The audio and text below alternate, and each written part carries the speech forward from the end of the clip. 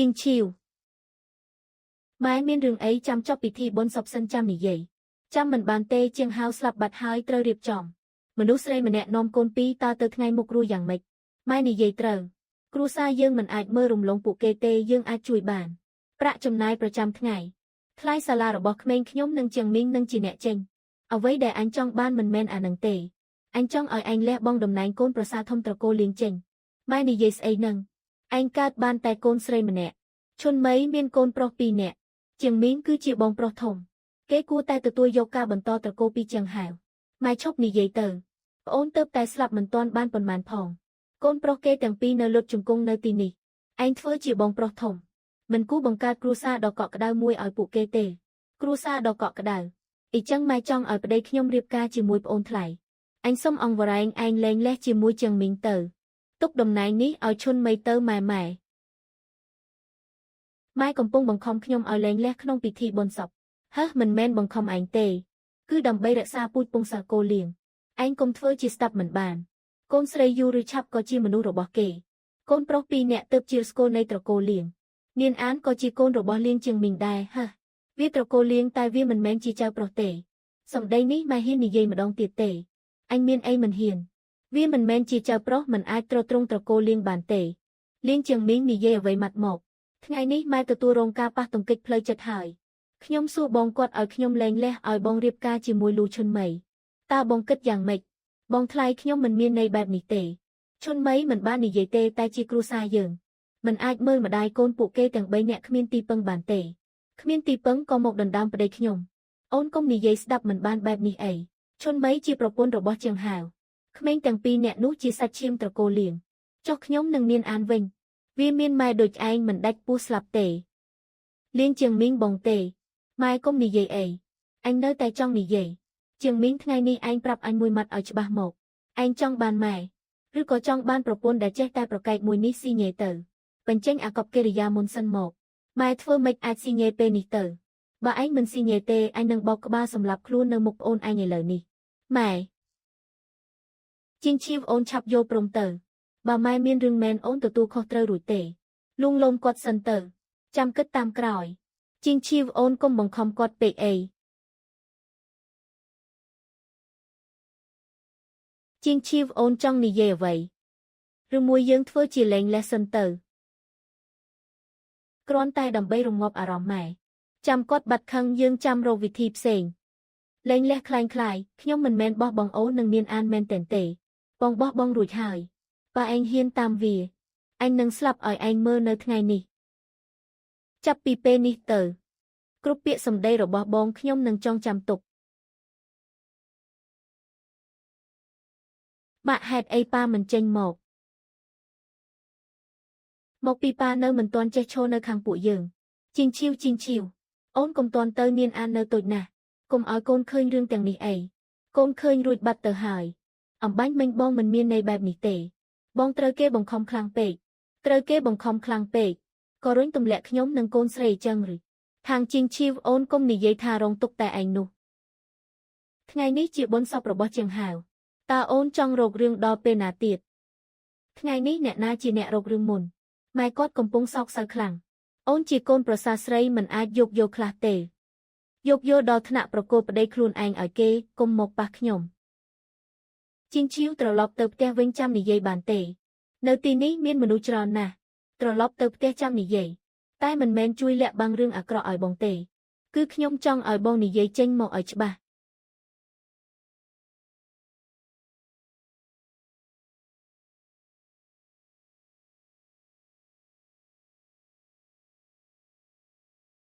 បាក់ហេតុអីប៉ាមិនជួយពួកយើងមានអានប៉ាអត់មានកុំកុហកនៅមុខកូនអីចេញមកនិយាយមកបងដឹងថាអូនរងទុក្ខមិនមែនរងទុក្ខទេគឺខ្ពើមជាងឈីវកុំនិយាយធ្ងន់ពេកថ្ងៃនេះម៉ែពិតជាទទួលយកមិនបានទេគាត់ទើបតែបាត់បង់កូនប្រុសម្នាក់អីចឹងគាត់អាចឲ្យខ្ញុំប្រកូលប្តីឲ្យគេនៅមុខមនុស្សជាច្រើនបានឬគាត់កំពុងវង្វេងស្មារតីទេចុះបងឯងនៅមានស្មារតីទេពេលបងនិយាយថាលែងលះคล้ายបងមានស្មារតីឬអត់បងគ្រាន់តែចង់រងាប់អារម្មណ៍គាត់សិនទេ bà cốt bất chỉ bọc ba nâng chu men kết dạng mạch tử. Bong khai cốt bọc ba nâng chu. Chốc mình khai nhom nâng niên án trâu phụ bong bằng không ở sạp tể. Bong mình ban trong bằng không phụ ôn tể. Bong miền. Cron tại bong nì dây đập tơ pi rú chiêng mai bong bần nọ. Chốc ôn trong ở bong thưa mạch. Chôn mấy chi mình đu srei mình nè anh miên côn pi nè. Chiêng hao lên nơ bong chỉ bong pro thông ở bong mơ rùm lồng bàn rư. Khmien nè na khót bong mình ở mơ thai tể. Chuột tè lôi chùm nái lôi xà lá nhom sốc chất bị phịa xà.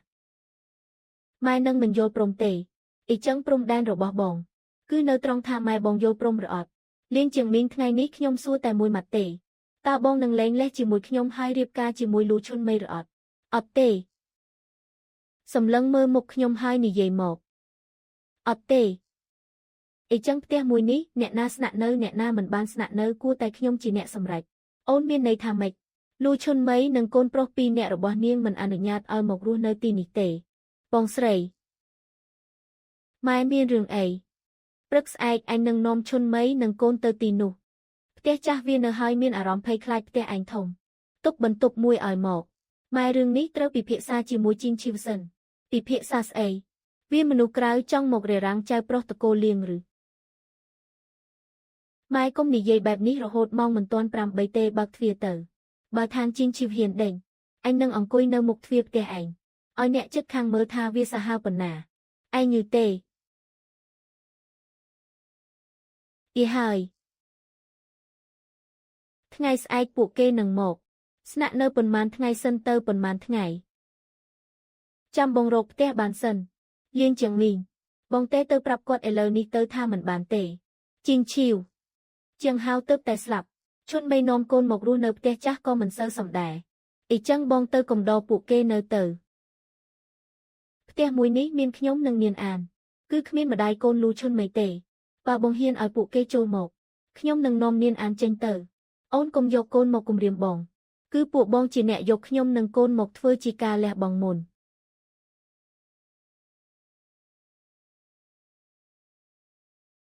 Chinh chiêu cùng toàn bạc. Bong khạch ấy. Rìa rạch thơ ấy. Khmên chô nơi kháng krau cần lát ngày hải. Dọc mình nhóm ban nì dây rụi hải. Bộ kê mình ai chô một nơi bàn tể. Tên đi trò cô liêng mình men trò cô thằng tể. Lôi cọ miên lôi ba mạc nhóm. Kroi riệp ca miên nhóm chui xong rùm lùa. Tin đi có trò cô thằng đè. Chả bao hai ông pro. Từ ngày mục ní chịp tè rồi bỏ côn hải. Ông pro. Bạc. Bong dôi prom hải. Cứ trong ở bộ kê chô một chô nơ mục thvia mơ tơ mình lõ tể. Ở với đà mơ mình lõ mình men chô nơ mục thvia tể. Cứ bong bạc thvia mùi nì. Bong thay nhom ai kênh nơ bẩn tục tụp nhiều bàn. Mình rùm khan bong tàng pì tể. Niên hai nhom thạ bong thay. Có cú tại đăng tha niên mình cua bó chùm hiên chô thvia nỉ đà. Mình oi anh rì răng khmên công pria nâng mê mai bạp nỉ tể. Mình khai nhẹ chất khang sai chồng ọc tể. Nhom khai côn srei nhom trơ kê đánh chênh pi bẩn tục rồi bó khuôn ảnh. Khmên srei kênh nè na có bàn đà. Chỉ chênh chả bao chỉ khmên pro. Trơ tại kênh không bẩn tục. Mạ. Nẹ na oi bộ anh chô một. Côn pro nhom nẹ. Liên trường miếng nì dây một. Chinh chiều. Snạ nơ bần màn ngay sân tờ. Bong sân giá tha bà rộp tè ban nâng rơi chênh phliềm. Bong thlop sân giá tha nâng mình oi bộ kê chô một tể. Mai bong sốc cập hiệp mình lõ tê công rộp rương quạt ấy. Quát sốc cập hiệp mình lõ. Ý chăng côn srei nhóm sông tài trơ kê rộp rương rư. Lục dây bần tục ní thầm nà. Bần tục ní côn anh nâng ôn chỉ nẹ snạ nở. Nú chia bần tục rồi bọc nhom. Nhom trong ban mùi ni. Nú chia rồi bọc nhom. Trâm tài rụp công muối sốc chất ở ôn tơ miền ấy. Kế mình men chịp ôn cồn tể. Bong thải. Khmên viên ở tôi mình đăng cái đây tể. Mình nú thông đăng cái đây nâng mình non phụ kê một đần đam bần tục kê tể. Dô kre ni chênh tờ. Khmên pi nẹ kênh kre lơ krom xóm chiền. Miên an dục lang tơ kênh chẳng ít chi mùi ảnh tờ. Mạ côn mình prom tể. Cùng khai mạ nơ tì nì. កុំរើក្រែបារើក្រែតើឲ្យពួកគេគេងណែណាប្អូនឯងស្លាប់បាត់ហើយឯងនៅឲ្យកូនវាគេងផ្ទាល់ដីទៀតរីអីចឹងទៅជួលផ្ទះទៅ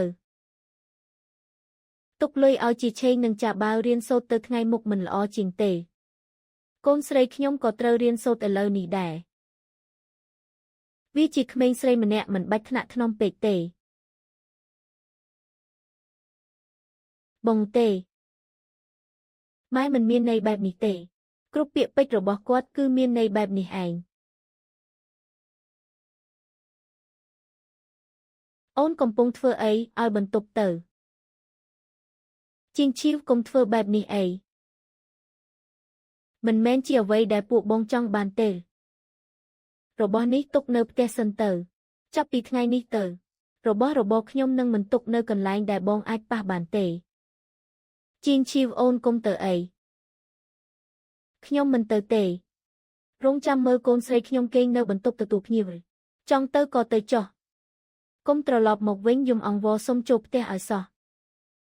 ទ្វារមួយនេះខ្ញុំនឹងត្រឡប់មកបើកវា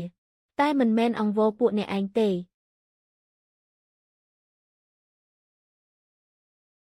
អូននាំនាងអានទៅណា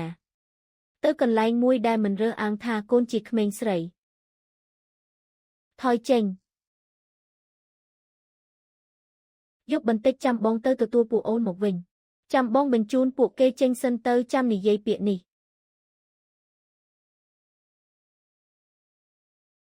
លៀងជាងមីងនេះជាលើកទី2ហើយដែលបងជ្រើសរើសពួកគេម៉ាក់ចុះក្រែរបស់កូនគិតយ៉ាងម៉េចទៅ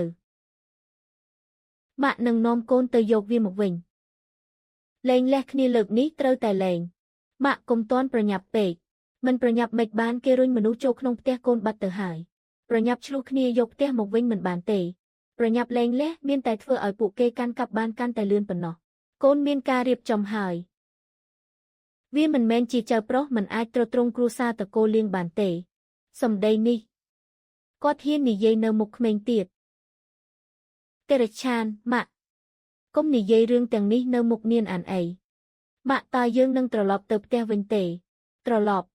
ចាំម៉ាក់ជួសជុលទ្វារដែលខូចនោះរួចរាល់យើងនឹងត្រឡប់ទៅវិញចុះប៉ាត្រឡប់ទៅដែរទេប៉ាត្រូវរៀនពីរបៀបធ្វើជាប៉ាគេជាមុនសិន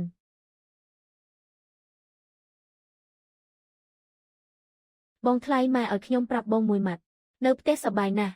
បងជាងមីងក៏មើលថែក្មេងបានល្អដែរបងមិនបាច់បារម្ភទេ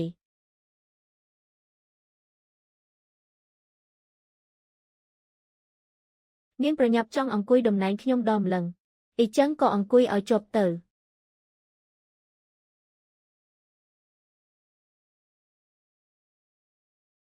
សៀវយ៉ាវបងថ្លៃបងងាយស្រួលនិយាយទេឥឡូវ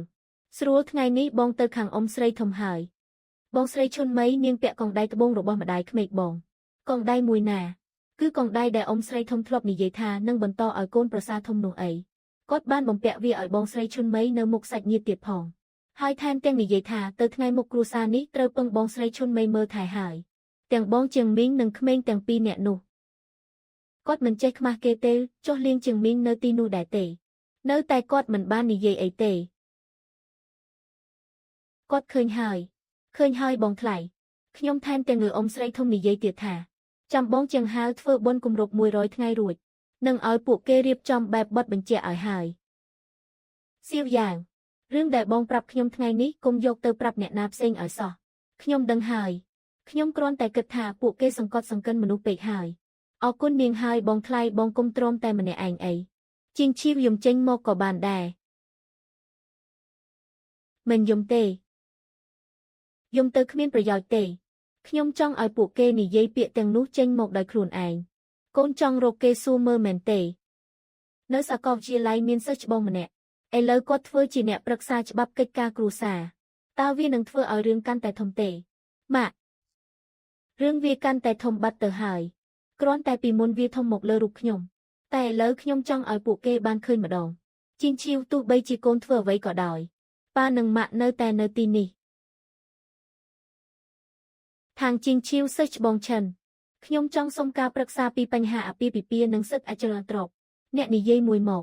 ខ្ញុំកំពុងស្ដាប់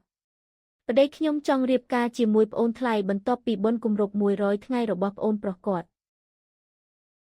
កុំតាន់ប្រញាប់សម្រេចចិត្តរៀបរាប់ដំណើររឿងតាមលំដាប់ពេលវេលាឲ្យច្បាស់សិនមកបង្ខំខ្ញុំឲ្យចុះចេញពីតំណែងក្នុងពិធីបុណ្យសពថ្ងៃបន្ទាប់ចូលមកក្នុងផ្ទះខ្ញុំដណ្ដើមបន្ទប់កូនស្រីខ្ញុំថ្ងៃទី3ផ្ញើរូបភាពមកបញ្ឈឺម្សិលមិញខ្ញុំមើលថាពួកគេកំពុងរង់ចាំឲ្យគ្រប់100ថ្ងៃដើម្បីរៀបចំបែបបទរូបថតនេះអាចបញ្ជាក់ពីស្ថានភាពរស់នៅរួមគ្នារបស់ពួកគេបានតែវាមិនគ្រប់គ្រាន់ទេចុះសំឡេងថតមានប្រយោជន៍តែអ្វីដែលអ្នកត្រូវការគឺជាភស្តុតាងដែលជាប់ទាក់ទងគ្នាអ្នកណាធ្លាប់និយាយអ្វីខ្លះអ្នកណាធ្លាប់ធ្វើអ្វីខ្លះផ្ទះនេះអ្នកណាជាអ្នកចេញលុយទិញអ្នកណាជាអ្នកត្រូវបានដេញចេញជាក់ស្ដែងអ្នកណាត្រូវបានចុះឈ្មោះជាអ្នកស្នាក់នៅអចិន្ត្រៃយ៍ទាំងអស់នេះត្រូវភ្ជាប់គ្នាខ្ញុំយល់ហើយម៉ាក់រូបគុំពីមុនរបស់កូនអាចយកមកវិញបានទេបានលោកយាយប្រាប់ថាបើប្អូនចូលចិត្តក៏ឲ្យវាទៅប្អូនចុះនោះមិនមែនជាប្អូនទេនោះហៅថាការដណ្ដើមយករបស់គេមានអានបើអ្នកអតីចូលចិត្តរបស់កូនលុះត្រាតែកូនយល់ព្រមទើបគេអាចយកវាបានចុះបើប៉ាយល់ព្រមវិញនោះជារបស់កូនប៉ាក៏មិនអាចយល់ព្រមជំនួសកូនបានដែរនេះជាលុយកាលពីពេលទិញផ្ទះដែលប៉ានិងម៉ាក់ជួយបង់ប្រាក់កក់ឯកសារដើមប៉ានៅរក្សាទុកប៉ាទុកវានៅនឹងខ្ញុំសិនទៅវាជារបស់ដើម្បីទុកឲ្យកូនមានភាពជឿជាក់គាត់កាន់តែមានជំហររឹងមាំភស្តុតាងនឹងកាន់តែច្បាស់ឈុនមេអង្គុយនៅក្បែរជាងមីងមកម៉ែកុំអីម៉េចវិញនាងមើលថែកូនរបស់ប្អូនឯងថែមទាំងមើលថែឯងហូបបាយទៀតអង្គុយក្បែរឯងវាខុសទោះអីជាងមីងឯងកុំធ្វើមុខដូចអ្នកមានកំហុសរហូតពេកខាងជីងឈៀវចេញទៅបាត់ហើយនៅមានអីត្រូវអីទៀត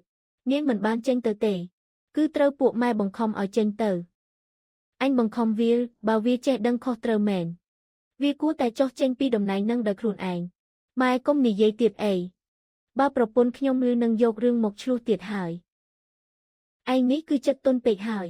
ទៅថ្ងៃមុខគ្រួសារមួយនេះគង់តែត្រូវពឹងលើឯងទេអ៊ំប្រុសខ្ញុំចង់អង្គុយលើភ្លើអ៊ំប្រុសញ៉ាំបាយឯងយឺទេក្មេងនេះវាស្រឡាញ់ឯងណាស់បងថ្លៃខ្ញុំអាចថតបានតែប៉ុណ្្នឹងទេអ៊ំស្រីធំថែមទាំងប្រាប់ឲ្យបងស្រីឈុនមេពាក់កងដៃនោះឲ្យជាប់ទៀតសៀវយាបកុំប្រថុយថតទៀតអីខ្ញុំដឹងហើយតែខ្ញុំពិតជាមើលមិនកន្លងភ្នែកមែននាងបានជួយខ្ញុំច្រើនណាស់ហើយបងថ្លៃបងជាងមីងថ្ងៃស្អែកគាត់ទៅចូលរួមប្រកួតកីឡានៅសាលាម្ដាយឲ្យនាងអានមែនទេខ្ញុំមើលគាត់ប្រាប់អ៊ំស្រីធំហើយគាត់ថានឹងទៅនឹងហើយអ៊ំស្រីធំមិនសូវសប្បាយចិត្តទេបងស្រីឈុនមីក៏សួរប៉ុន្មានម៉ាត់ដែរខ្ញុំដឹងហើយលៀងជាងមីងថ្ងៃស្អែកកុំលាក់ខ្លួនទៀតអីថ្ងៃនេះចង់ឲ្យខ្ញុំទៅកំដរអ្នកទេ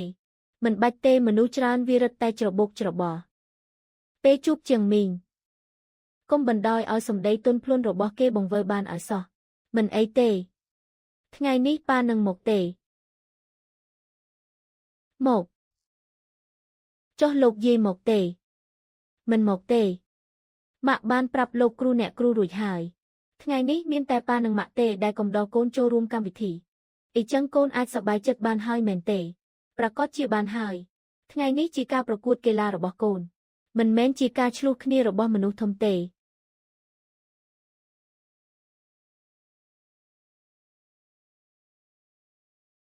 មានអាន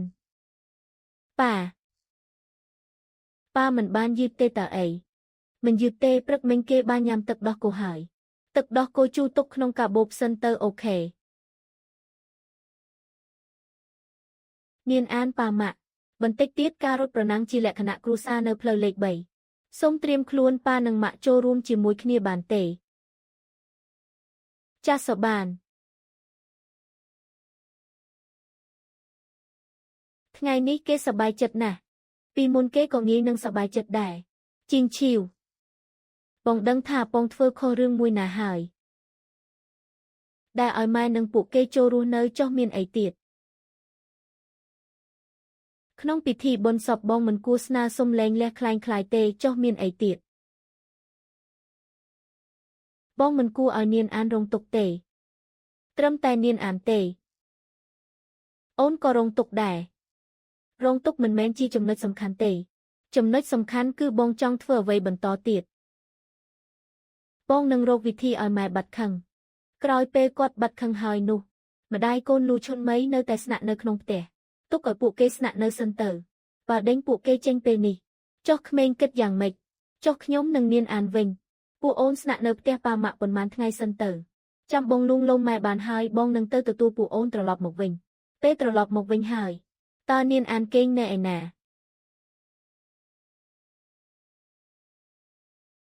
បងនឹងទិញគ្រែមួយទៀតតាក់នៅបន្ទប់ទទួលភ្ញៀវជាងឈីវជាឆេងនឹងចាបាវទើបតែបាត់បងប៉ាដូច្នេះកូនស្រីខ្ញុំក៏សុំតែបាត់បង់បន្ទប់ដែរឬអូនកុំចេះតែចាប់កំហុសពេកអីបងគិតថាខ្ញុំចាប់កំហុសគឺមកពីខ្ញុំមិនបានដកថយតាមអ្វីដែលបងចង់បានមែនទេម៉ែនិយាយថាចាំពេលគ្រប់100ថ្ងៃឲ្យបងនឹងឈុនមីរៀបចំបែបបិទហើយធ្វើបែបនេះទើបជាឆេងនឹងចាបាវមានភាពកក់ក្ដៅបងយល់ព្រមហើយបងអស់ជំរឿទេបងអស់ជំរឿឬក៏បងក៏ចង់បានកូនប្រុស2នាក់នោះដែរអូនកុំនិយាយបែបនេះអីចឹងបងនិយាយមកតើបងពិតជាចង់បានអ្វីឲ្យប្រាកដនាងអាននៅជាមួយអូននឹងមិនរងទុកទេប៉ុន្តែជាឆេងនឹងចាបាវមិនដូចគ្នាទេពួកគេលែងមានប៉ាហើយចុះយ៉ាងម៉េចម៉ែបងនិយាយត្រូវត្រកូលលៀងមិនអាចអត់កូនប្រុសបានទេបងនិយាយម្ដងទៀតមើលបងមិនអាចអត់កូនប្រុសបានទេចុះនាងអានចាត់ទុកជាអ្វីនាងអានតែងតែជាកូនស្រីរបស់បងជានិច្ចបងនឹងឲ្យលុយគេនឹងទៅលេងគេនឹងធ្វើល្អដាក់គេតែគាត់ឲ្យតែគ្រួសារមួយនោះអូនគិតថាយុទ្ធធរទេផ្ទះនឹងប្រាក់សន្សំភាគច្រើនអាចចែកឲ្យអូននឹងនាងអានបានបងសុំត្រឹមតែអូនកុំធ្វើឲ្យរឿងនេះធំដុំអីជួយបំពេញបំណងបងម្ដងនេះទៅបងនិយាយឲ្យច្បាស់មកបងសុខចិត្តទទួលបានចំណែកផ្ទះនិងលុយតិចជាងមុនដើម្បីតែទទួលស្គាល់ក្មេង2នាក់នោះមែនទេបងគ្រាន់តែចង់ឲ្យត្រកូលលៀងមានអ្នកស្នងត្រកូលប៉ុណ្ណោះគ្រួសារមួយនេះលែងមានបងទៀតហើយហេម៉ាក់អ្នកគ្រូប្រាប់ថាយើងអាចទៅទទួលមេដាយបានហើយបានម៉ាក់ទៅកំដរកូនហេប៉ាក៏ទៅដែរមិនបាច់ទេបងនិយាយចប់អស់ហើយថតបានហើយម៉ែគេនិយាយថាពេលគ្រប់100ថ្ងៃគេនឹងឈុនមីនឹងរៀបចំបែបបទខ្ញុំមិនអាចអត់កូនប្រុសបានទេគេពិតជាហ៊ាននិយាយចេញមកមែនគេនិយាយចេញមកទើបមានប្រយោជន៍ជំហានបន្ទាប់ទៀតនោះរកឈិនជាយានថ្ងៃនេះអ្នកទាំងពីរសប្បាយចិត្តណាស់យើងអាចនិយាយគ្នាឲ្យស្រួលបួលបានទេអាចនិយាយបានទៅនិយាយជាមួយគាត់ទៅនិយាយជាមួយផុសតាំងទៅទទួលបានហើយគាត់សារភាពដោយផ្ទាល់មកថាក្រោយ100ថ្ងៃនឹងរៀបចំបែបបទជាមួយលូឈុនមីហើយក៏សារភាពថាគាត់មិនអាចអត់កូនប្រុសបានទេវគ្គនេះសំខាន់ណាស់គ្រប់គ្រាន់ឬនៅអាចបញ្ជាក់ថាគាត់មានផែនការច្បាស់លាស់ហើយក៏អាចបញ្ជាក់ថាអ្នកនិងកូនស្រីត្រូវគេបង្ខំឲ្យចាក់ចេញតែរឿងផ្ទះត្រូវបន្ថែមមួយចំណុចទៀតចំណុចមួយណាម្ដាយកូនលូឈុនមីមិនមែនស្នាក់នៅបណ្ដោះអាសន្នទេអ្នកត្រូវបញ្ជាក់ថាពួកគេបានចាត់ទុកទីនោះជាកន្លែងស្នាក់នៅអចិន្ត្រៃយ៍ការចុះឈ្មោះនៅគណៈកម្មការភូមិគ្រឹះមែនទេត្រូវហើយរបៀបរៀបចំវត្ថុប្រើប្រាស់ក្នុងបន្ទប់កូនស្រីអ្នកដែលត្រូវបានរុះរើវ៉ាលីរបស់ពួកគេនិងរបស់របរប្រើប្រាស់ប្រចាំថ្ងៃទាំងនេះមានប្រយោជន៍ជាងការឆ្លោះប្រកែកគ្នាទៅទៀតថ្ងៃស្អែកខ្ញុំនឹងទៅគណៈកម្មការភូមិគ្រឹះកុំប៉ះទង្គិចជាមួយពួកគេដោយផ្ទាល់អីខ្ញុំនឹងមិនធ្វើទេជីងឈីវបន្ទាប់ពីនេះពួកគេនឹងកាន់តែប្រញាប់ខ្ញុំដឹងហើយតើអ្នករៀបចំខ្លួនរួចរាល់ហើយឬនៅតាំងពីថ្ងៃដែលពួកគេចូលមកក្នុងផ្ទះខ្ញុំគឺរៀបចំខ្លួនរួចរាល់បាត់ទៅហើយឈិនជាយានលើកនេះខ្ញុំមិនមែនត្រឹមតែចាក់ចេញទេខ្ញុំនឹងនាំនាងអានត្រឡប់ទៅផ្ទះវិញ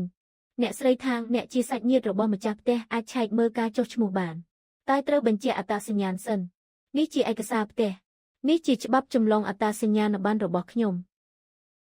ឥឡូវនេះសមាជិកដែលចុះឈ្មោះស្នាក់នៅអចិន្ត្រៃយ៍ក្នុងផ្ទះរបស់អ្នកគឺលៀងជាងមីងលីវវឹងសៀលូឈុនមីលៀងជាឆេងលៀងចាបាវចុះកូនស្រីខ្ញុំវិញក្នុងកំណត់សម្គាល់ដាក់ថាផ្អាកការស្នាក់នៅបណ្ដោះអាសន្ន អ្នកណាជាអ្នកកែលោកលៀងជាអ្នកយកឯកសារមកកែគាត់ប្រាប់ថាសមាជិកគ្រួសារមានការផ្លាស់ប្ដូរជួយព្រីនឯកសារចុះឈ្មោះនេះឲ្យខ្ញុំមួយច្បាប់មកអ្នកស្រីថាងរឿងនេះប្រហែលជាត្រូវចុះឈ្មោះគោលបំណងប្រើប្រាស់ផងសម្រាប់ការសម្របសម្រួលទ្រព្យសម្បត្តិគ្រួសារនិងសិទ្ធិស្នាក់នៅក្មេងអាយុ5ឆ្នាំម្នាក់ត្រូវបានគេកំណត់សម្គាល់ថាផ្អាកការស្នាក់នៅបណ្ដោះអាសន្នក្នុងផ្ទះខ្លួនឯងក្រដាស់មួយសន្លឹកនេះខ្ញុំសូមយកហើយការចុះឈ្មោះស្នាក់នៅអចិន្ត្រៃយ៍ក៏មានដែរគ្រប់ចំណុចហើយពួកគេមិនមែនគ្រាន់តែមកស្នាក់នៅបណ្ដោះអាសន្នទេត្រូវហើយឥឡូវអាចចេញលិខិតជូនដំណឹងទាមទារសិទ្ធិជាផ្លូវការបានហើយទាមទារឲ្យពួកគេរើចេញនិងរៀបចំផ្ទះឲ្យដូចដើមវិញរយៈពេលប៉ុន្មានឲ្យពេល3ថ្ងៃសិនទៅ3ថ្ងៃបើរើមិនចេញទេស្នើសុំមជ្ឈមណ្ឌលសម្របសម្រួលកិច្ចការគ្រួសារឲ្យចូលរួមដោះស្រាយគណៈកម្មការភូមិគ្រឹះនិងមន្ត្រីសហគមន៍អាចធ្វើជាសាក្សីជាមួយគ្នាបានសរសេរទៅអ្នកពិតជាប្រកាសចិត្តហើយឬបើលិខិតនេះចេញទៅគ្រួសារលៀងនឹងផ្ទុះកំហឹងជាមិនខានពួកគេពេលដែលលុបឈ្មោះកូនស្រីខ្ញុំចេញពីផ្ទះក៏គួរតែគិតដល់ថានឹងមានថ្ងៃនេះដែរនាងពិតជាហ៊ានមែនម៉ែជីងឈីវទៀមទាឲ្យយើងរើចេញក្នុងរយៈពេល3ថ្ងៃរើចេញរើទៅណានេះជាផ្ទះកូនប្រុសអញផ្ទះនេះមានលុយកក់របស់ប៉ាម៉ាក់នាងមានវិកលបត់នៅក្នុងដៃលុយដែលប៉ាម៉ាក់វាឲ្យក៏ជាលុយដែលរៀបការចូលត្រកូលលៀងដែរបងជាងមីងឬមួយខ្ញុំនាំកូនត្រឡប់ទៅផ្ទះចាស់សិនទៅមិនឲ្យទៅទេបើឯងទៅនាងនឹងឈ្នះមិនខានលោកយាយរូបគុំនេះខ្ញុំអាចយកទៅតាមបានទេនោះជារបស់នាងអានគ្រាន់តែជារូបគុំរហែកមួយសោះម៉ែនៅតែអាណិតវាចង់បានផ្ទះម៉ែក៏ឲ្យវាខ្ញុំនឹងទៅនិយាយជាមួយនាងបើឯងហ៊ានអន់ក្បាលអញនឹងទៅអង្គុយនៅមុខទ្វារផ្ទះខាងម្ដាយវាឲ្យមនុស្សគ្រប់គ្នាមើលថាវាហ៊ានយ៉ាងម៉េចក្មេងកំព្រានិងស្រីមេម៉ាយជីងឈីវទទួលបានលិខិតជូនដំណឹងហើយអូនពិតជាចង់ធ្វើដល់ថ្នាក់នឹងមែនទេពេលដែលបងកំណត់សម្គាល់កូនស្រីខ្ញុំថាផ្អាកស្នាក់នៅបណ្ដោះអាសន្នម៉េចមិនគិតថាវាហួសហេតុពេកនោះគ្រាន់តែជាការចុះឈ្មោះនៅគណៈកម្មការភូមិគ្រឹះប៉ុណ្ណោះដើម្បីងាយស្រួលដល់ឈុនមេនាំក្មេងចេញចូលដើម្បីងាយស្រួលដល់នាងរស់នៅផ្ទះខ្ញុំដើម្បីងាយស្រួលដល់នាងគេងបន្ទប់កូនស្រីខ្ញុំដើម្បីងាយស្រួលដល់នាងធ្វើជាប្រពន្ធកន្លះរបស់បងអូនកុំនិយាយស្ដាប់មិនបានបែបនេះអីអ្វីដែលស្ដាប់មិនបានគឺការពិតមិនមែនដោយសារខ្ញុំនិយាយវាចេញមកទេតកលិខិតជូនដំណឹងមកវិញទៅបងសន្យាថាបើរកផ្ទះបាននឹងឲ្យពួកគេរើចេញបងធ្លាប់សន្យាច្រើនដងពេកហើយម៉ែនឹងមិនយល់ព្រមរើចេញក្នុងរយៈពេល3ថ្ងៃទេអ៊ីចឹងក៏ឲ្យគាត់មកប្រកែកមកជីងឈីវលៀងជាងមីង3ថ្ងៃបាត់របស់មួយខូចរបស់មួយខ្ញុំនឹងគិតគូរពីបងនាងចង់ដេញពួកយើងចេញអញនឹងឲ្យសាច់ញាតិទាំងអស់ដឹងថានាងជាមនុស្សប្រភេទណាម៉ែកុំពង្រីករឿងឲ្យធំទៀតអីខ្ញុំរករឿងគឺនាងជាអ្នកចង់ដេញយើងចេញម៉ែខ្ញុំបានផ្ញើចូលគ្រប់ហើយអ្នកទាំងអស់គ្នាកំពុងមើលហើយខាងជីងឈីវបង្ខំក្មេងកំព្រានិងមេម៉ាយឲ្យរើចេញសូម្បីតែក្មេងដែលគ្មានប៉ាពីអ្នកក៏នាងមិនលើកលែងឲ្យដែរឯងផ្ញើអានឹងធ្វើអីការពិតនឹងនេះមិនមែនជាការពិតទេតើឯងឈរនៅខាងណាឲ្យប្រកាសបងជាងមីងកុំឆ្លោះជាមួយម៉ែអីបើបងថ្លៃពិតជាស្អប់ខ្ញុំមែនខ្ញុំនឹងនាំក្មេងចេញទៅនាងទៅណាបើឯងចេញទៅចុះកូនរបស់ជាងហាវទាំងពីរគិតយ៉ាងម៉េចខ្ញុំគ្រាន់តែខ្លាចបងថ្លៃយល់ច្រឡំនាងមិនមែនយល់ច្រឡំទេគឺនាងទទួលយកឯងមិនបានពួកគេនៅមកទម្លាក់កំហុសឲ្យកូនទៀតកុំប្រញាប់ចាំមើលសិនថាជីងឈីវនឹងដោះស្រាយយ៉ាងម៉េចអ្នកឯងចង់ផ្ញើ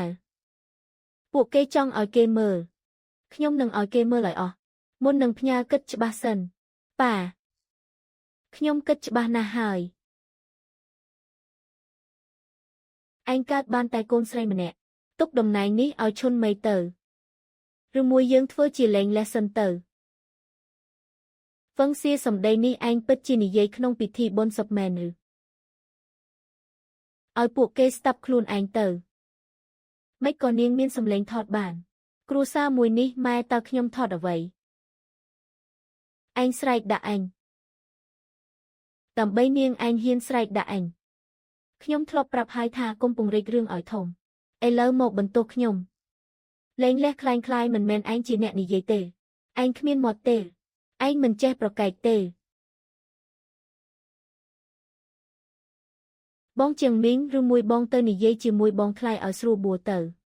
ខ្ញុំទៅក៏បានដែរខ្ញុំលុតជង្គង់អង្វរគាត់ឯងកុំទៅពេលនាងកំពុងរងចាំឲ្យឯងអាម៉ាស់មុខនោះ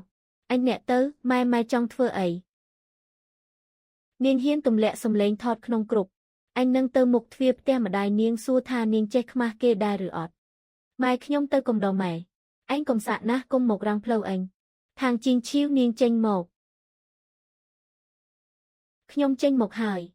នាងទំលាយសម្ដីចាស់ទុំនាងមានពូចម្បោអប់រំដែរឬអត់ពេលអ្នកឯងបង្ខំខ្ញុំឲ្យចុះចេញពីតំណែងមិនគិតពីការអប់រំផងបងថ្លៃខ្ញុំដឹងថាបងស្អប់ខ្ញុំតែក្មេងមិនដឹងអីទេក្មេងដែលមិនដឹងអីមិនគួរត្រូវមនុស្សធំនាំទៅដណ្ដើមបន្ទុកអ្នកអតីតទេឯងកុំមកពុតត្បុតគឺឯងច្រណែនឈុនមីដែលមានកូនប្រុស2នាក់ខ្ញុំច្រណែននាងរឿងអីច្រណែននាងដែលត្រូវពឹងប្តីខ្ញុំចិញ្ចឹមកូនឬឯងបិទមាត់ទៅលាវវឹងសៀខ្ញុំទុកពេលឲ្យអ្នកទាំងនោះ3ថ្ងៃមិនមែនអង្វរឲ្យរើចេញទេគឺជូនដំណឹងឲ្យរើចេញអ្នកមីងមិនអាចរករឿងអ្នកស្នាក់នៅទីនេះទេនេះជាកូនប្រសារស្រីអញតាំងពីថ្ងៃដែលអ្នកឯងឲ្យខ្ញុំចុះចេញពីតំណែងមកវាមិនមែនទៀតទេនាងរងចាំមើលចុះអញនឹងទៅសាលាមកតៃឲ្យទៅរកនាងអានអញចង់មើលថាវាទទួលស្គាល់យាយម្នាក់នេះឬអត់បើអ្នកឯងហ៊ានចូលចិត្តកូនខ្ញុំនឹងឲ្យមនុស្សពេញសង្កាត់នេះដឹងថាអ្នកឯងធ្លាប់ជារកូនខ្ញុំថាមិនមែនជាចៅយ៉ាងម៉េចខ្លះម៉ែពួកយើងទៅសិនទៅ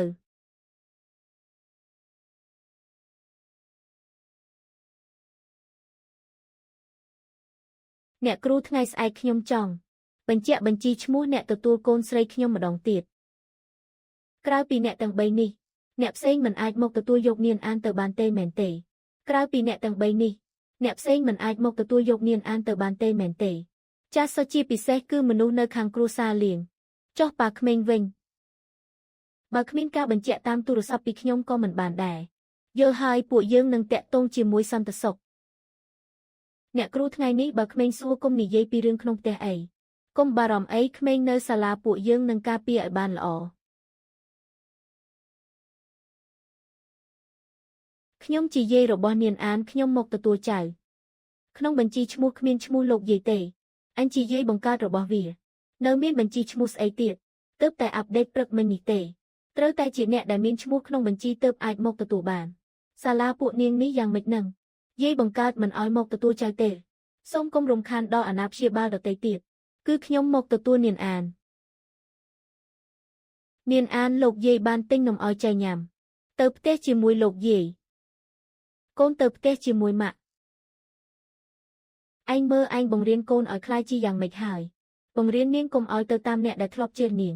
ឯងកុំហួសហេតុពេកដែលហួសហេតុគឺយកក្មេងអាយុ5ឆ្នាំមកធ្វើជាឧបករណ៍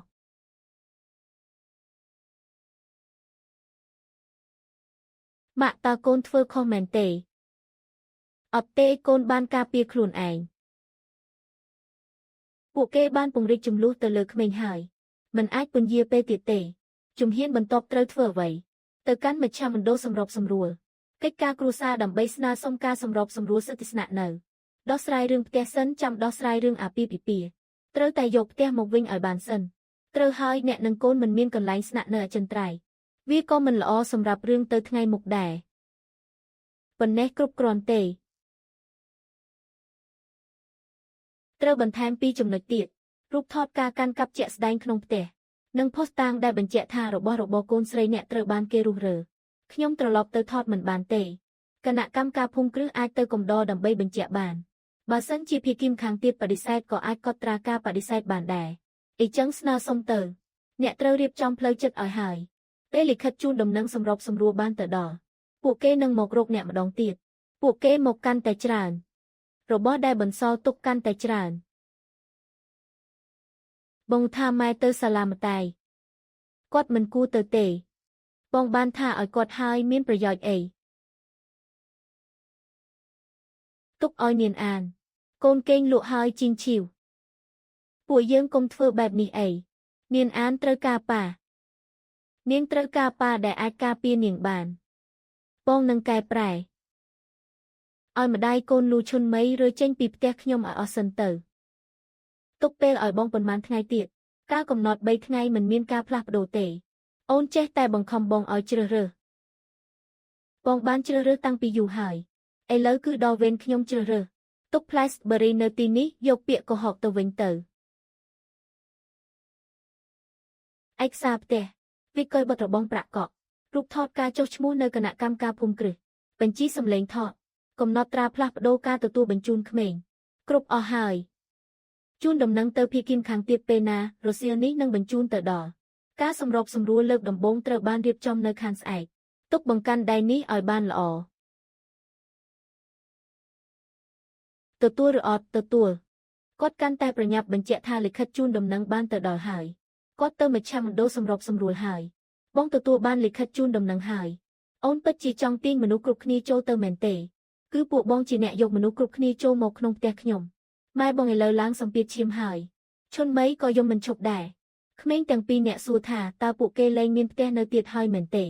កូនស្រីខ្ញុំក៏ធ្លាប់សួរសំណួរនេះរួចហើយដែរនោះវាមិនដូចគ្នាទេមិនដូចគ្នាកន្លែងណា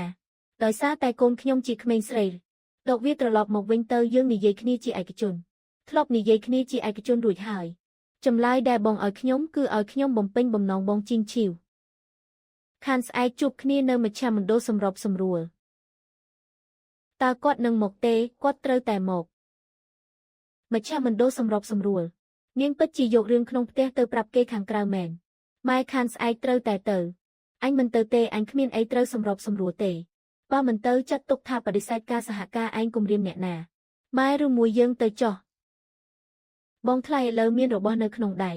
បើមិនទៅវារឹតតែមើលមិនល្អឯងខ្លាចនាងឬខ្ញុំខ្លាចក្មេងទៅថ្ងៃមុខត្រូវគេនិយាយថាក្រាញនៅផ្ទះអ្នកអតីមិនព្រមចេញឈុនមីនិយាយមានហេតុផលពួកយើងទៅល្មមឲ្យបុគ្គលិកនៅទីនោះបានឃើញថាທາງជីងឈីវសាហាវប៉ុណ្ណាពេលទៅដល់គុំនិយាយផ្ដេសផ្ដាសអីអញមិនទាន់ដល់វេនឯងមកបង្រៀនទេខានស្អែកឯងក៏ទៅដែរឯងនាំក្មេងទៅឲ្យពួកគេមើលថាអ្នកណាកំសត់ជាង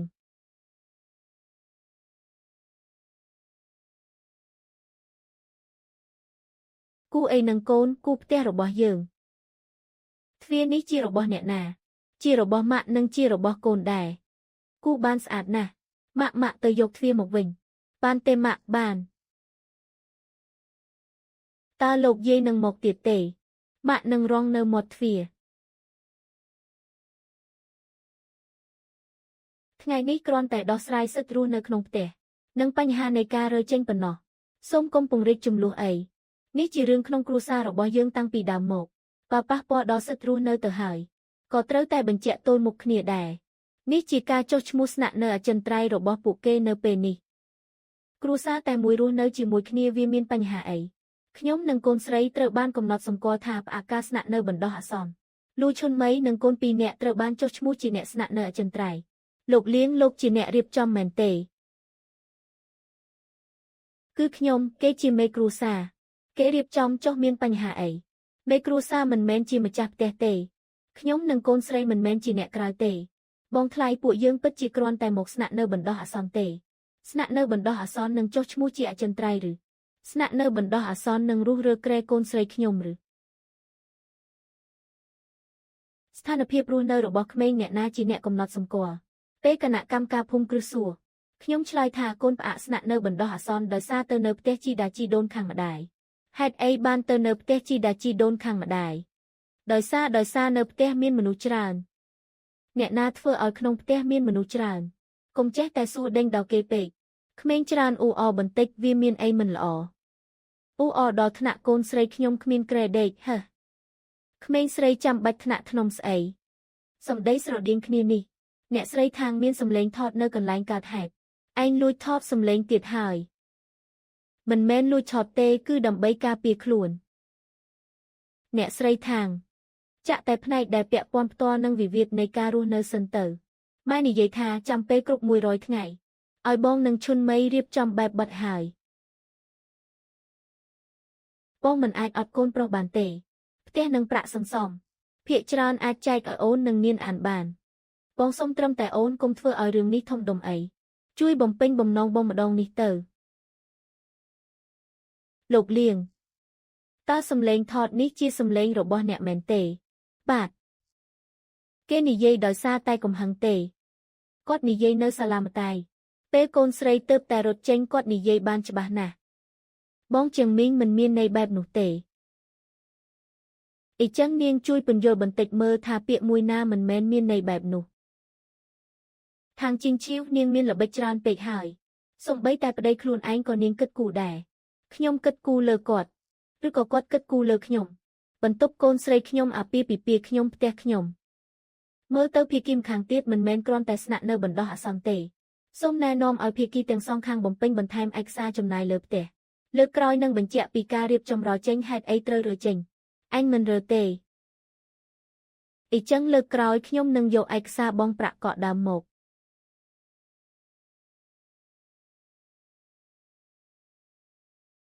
ការដែលកូនទិញផ្ទះប៉ានិងម៉ាក់បានយកលុយសន្សំសម្រាប់ចាស់ជ្រាមួយភាគធំឲ្យកូនពេលនោះម្ដាយក្មេកកូននៅតែថាវាតិចទៀតថាសរសេរឈ្មោះជាងមីងទៅវាងាយស្រួលជាងម៉ាក់ចាំបានបើដឹងមុនថាពួកគេជាមនុស្សប្រភេទនេះការនោះមួយកាក់មួយសេនក៏មិនគួរឲ្យពួកគេដែរសន្លឹកដែលមានចំនួនទឹកប្រាក់ច្រើនជាងគេនេះគឺប៉ាជាអ្នកទៅវេផ្ទាល់នៅបញ្ជរកូនកាន់វាទៅប៉ាកូនសុំទោសកុំនិយាយរឿងនេះអីប៉ានឹងម៉ាក់ឲ្យកូនគឺដើម្បីផ្ដល់ភាពជឿជាក់ឲ្យកូនមិនមែនឲ្យកូនត្រូវគេជន់ឈ្លីទេថ្ងៃស្អែកប៉ានឹងទៅកំដរកូនមិនបាច់ទេប៉ានៅផ្ទះមើលនាងអានទៅឲ្យម៉ាក់កូននៅផ្ទះចុះប៉ាទៅកំដរកូនប៉ាកុំហៅខ្ញុំថាប៉ាជីងឈីវបងចង់និយាយជាមួយអូនតែ2នាក់បន្តិចបានទេមិនបាច់ទេតែ2-3ម៉ាត់ទេកូនខ្ញុំថាវាមិនបាច់ទេលោកស្ដាប់មិនបានឬអូនកុំយកឯកសារដើមទៅក្រែងលោវាបាត់បងចង់ប៉ះអីបងគ្រាន់តែបារម្ភទេអ្វីដែលបងបារម្ភគឺឯកសារដើមឬក៏បារម្ភថាឯកសារដើមនេះនឹងបញ្ជាក់ថាផ្ទះនេះមិនមែនជាកម្មសិទ្ធិរបស់ត្រកូលលៀងទេជីងឈីវអូនកុំគិតថាបងអាក្រក់ម្លឹងអីពីមុនខ្ញុំគិតថាបងល្អពេកហើយថយចេញជួបគ្នានៅមជ្ឈមណ្ឌលសម្របសម្រួលថ្ងៃនេះយើងនឹងបញ្ជាក់ពីការចំណាយលើផ្ទះនិងការរៀបចំការស្នាក់នៅលុយទាំងនេះគឺខ្ញុំនិងប្រពន្ធខ្ញុំឲ្យកូនស្រីទិញផ្ទះកូនស្រីរៀបការចេញទៅហើយលុយឲ្យមកក៏ជារបស់គ្រួសារខាងប្តីដែរកូនស្រីខ្ញុំមិនមែនលក់ឲ្យគ្រួសារខាងប្តីពួកឯងទេសូមគ្រប់គ្រងអារម្មណ៍ផងបន្ទាប់ពីរៀបការរួចខ្ញុំក៏មានចំណែកបងរំលោះផ្ទះដែរឥឡូវនេះកូនស្រីខ្ញុំត្រូវពួកអ្នកឯងដេញចេញពីបន្ទប់ម្ដាយកូនលូឈុនមីស្នាក់នៅអចិន្ត្រៃយ៍ខ្ញុំទាមទារឲ្យពួកគេរើចេញនិងរៀបចំផ្ទះឲ្យដូចដើមវិញបងថ្លៃខ្ញុំអាចរើចេញបានចុះក្មេងគិតយ៉ាងម៉េចក្មេងមាននាងជាម្ដាយហើយមិនគួររស់ដោយការពឹងផ្អែកលើការដណ្ដើមបន្ទប់កូនអ្នកអតីនោះទេសម្ដីប៉ាអូនអំបាញ់មិញពិតជាធ្វើឲ្យឈឺចាប់ណាស់វាឈឺចាប់ជាងពេលដែលម៉ែបងនិយាយថានាងអានមិនមែនជាចៅទៀតឬម៉ែបងគាត់មានគំនិតចាស់កំរើលអូនកុំប្រកាន់គាត់អី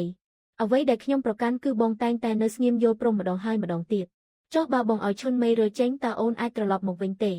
បងឲ្យនាងរើចេញឬក៏នាងយល់ព្រមខ្លួនឯងបងនឹងដោះស្រាយបងដោះស្រាយមិនបានទេសូម្បីតែមួយម៉ាត់ថាមិនអនុញ្ញាតឲ្យដណ្ដើមបន្ទប់កូនស្រីខ្ញុំបងក៏និយាយមិនចេញផងអីចឹងអូនចង់ឲ្យបងធ្វើម៉េចស៊ីញ៉ៃយល់ព្រមឲ្យពួកគេរើចេញរួចរងចាំលក្ខខណ្ឌទទួលខុសត្រូវក្នុងអាពាហ៍ពិពាហ៍ពិតជាត្រូវតែលែងលះមែនទេតាំងពីពេលដែលបងនិយាយពាក្យថាលែងលះคล้ายៗមកគឺវាពិតប្រាកដណាស់ទៅហើយ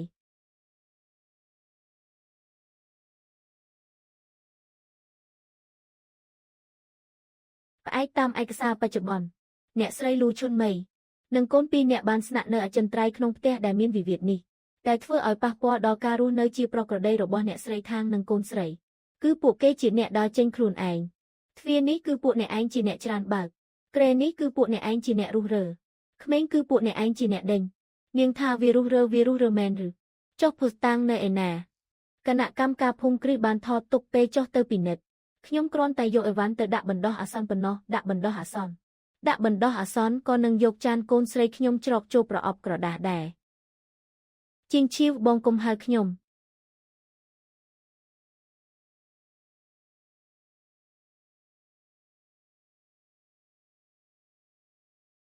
នាងយករូបគំនូរក្មេងមកធ្វើអីឲ្យពួកអ្នកឯងមើលថាមនុស្សដែលត្រូវពួកអ្នកឯងដេញចេញនោះមិនមែនត្រឹមតែជាក្មេងស្រីនៅក្នុងពាក្យសម្ដីទេតែនាងគឺជាក្មេងម្នាក់ដែលចេះភ័យខ្លាចនេះគឺជារូបដែលនាងអានគូ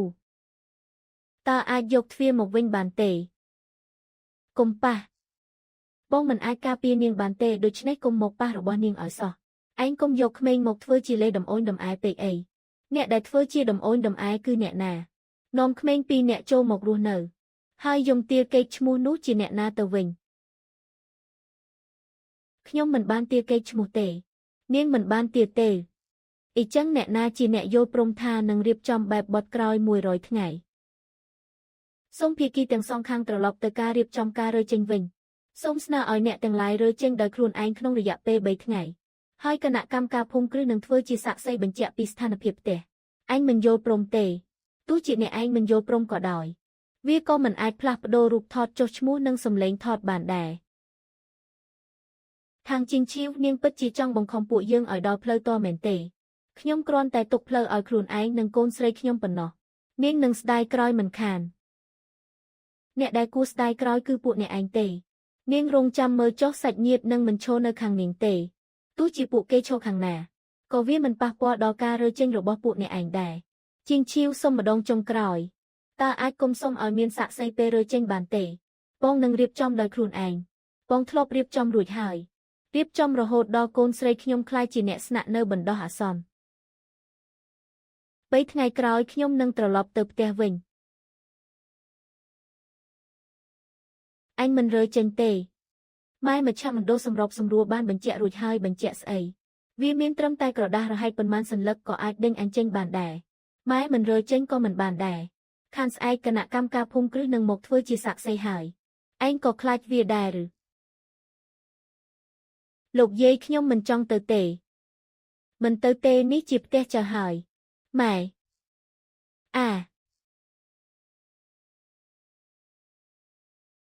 បងជាងមីងក្មេងវានៅតូចកុំបន្លាចវាអីនេះមិនមែនជារបស់គេទេតែគេចូលចិត្តវាក៏មិនមែនជារបស់គេដែរឥឡូវទើបដឹងថាមិនមែនជារបស់គេទេ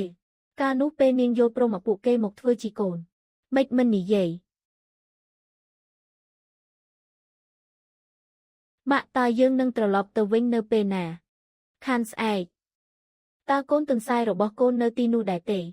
ម៉ាក់នឹងរកវាបើរកមិនឃើញទេលោកយាយនឹងទិញថ្មីឲ្យកូនទន្សាយចាស់វាដឹងថាក្រែកូននៅឯណាអ៊ីចឹងពួកយើងនឹងយកកូនទន្សាយចាស់នោះត្រឡប់ទៅក្រែវិញ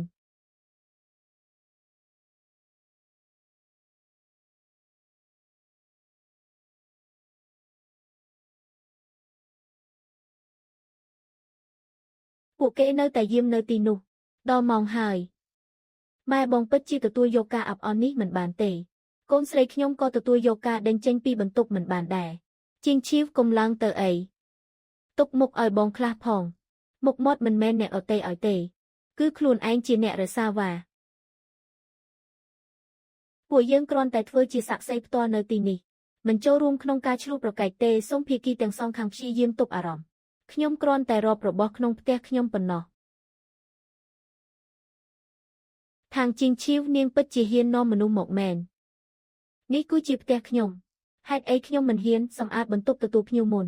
កៅអីម៉ាសាឈុតប៉ាន់តែទូរទស្សន៍និងរូបថតនៅលើនោះសុទ្ធតែជារបស់ខ្ញុំទាំងអស់ខ្ញុំមិនបានប៉ះរបស់ទាំងនោះទេចុះប្រអប់រូបគុំរបស់កូនស្រីខ្ញុំនៅឯណានៅក្នុងបន្ទប់ក្មេងយកវាចេញមកត្រឹមតែប្រអប់រហែកមួយសោះនាងក៏ប្រកាន់ដែរឬហឹសអ្វីដែលខ្ញុំប្រកាន់មិនមែនជាប្រអប់នោះទេតែមកពីពួកអ្នកឯងចាត់ទុករូបស្នេហ៍អតីតដូចជារបស់ខ្លួនឯង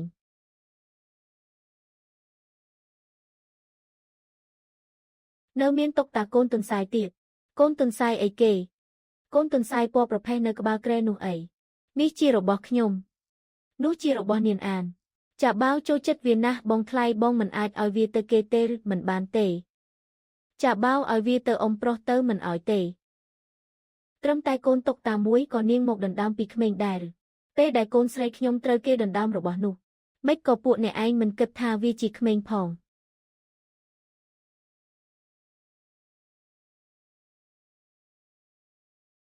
ឈប់សិនមានរឿងអីឆ្នាំងអគ្គិសនីតូចនៅក្នុងថង់ចំហៀងនោះគឺខ្ញុំជាអ្នកទិញខ្ញុំស្មានតែលែងប្រើហើយទូលែងប្រើក៏វាមិនមែនជារបស់នាងដែរចេញពីផ្ទះយកឆ្នាំងទៅមួយវាខុសអីនាងចង់ធ្វើឲ្យអាប់អន់ដល់ថ្នាក់នឹងមែនទេអ្វីដែលអាប់អន់គឺការលួចរបស់គេ មិនមែនការទាររបស់ត្រឡប់មកវិញទេនាងសាហាវយ៉ាងនេះយូរឬឆាប់ក៏គ្មានអ្នកណាត្រូវការនាងដែរខ្ញុំមិនត្រូវការអ្នកណាទេមិនត្រូវការអ្នកណាត្រូវការនោះទេសូមអ្នកទាំងអស់គ្នាប្រញាប់រើចេញឲ្យបានឆាប់កុំឲ្យមានការប៉ះទង្គិចគ្នានាងកុំស្ដាយក្រោយឲ្យសោះ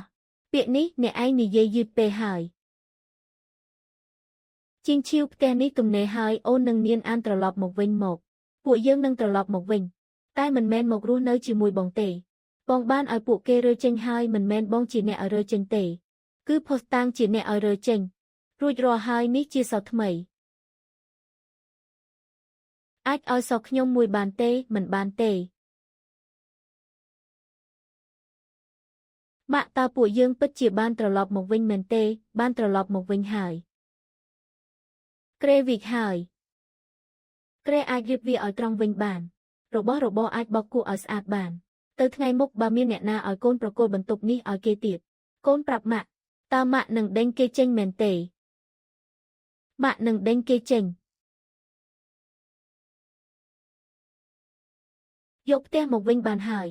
ជំហានបន្ទាប់គឺការទទួលខុសត្រូវក្នុងអាពាហ៍ពិពាហ៍និងការរៀបចំការចិញ្ចឹមកូនខ្ញុំមិនចង់ពន្យាពេលទេអ៊ីចឹងស្នើសុំការសម្របសម្រួលទៅបញ្ជាក់ថាភស្តុតាងនៅក្នុងដៃអ្នកគឺគ្រប់គ្រាន់ហើយគ្រប់គ្រាន់ដើម្បីបញ្ជាក់ថាគាត់មានភាពលំអៀងក្នុងការទទួលខុសត្រូវក្នុងគ្រួសារយ៉ាងច្បាស់លាស់និយាយឲ្យងាយស្ដាប់បន្តិចមើលគាត់បានផ្ទេរផ្ទះដែលគួរតែផ្ដល់ឲ្យប្រពន្ធនិងកូនស្រីទៅឲ្យអ្នកអតីត្រូវហើយ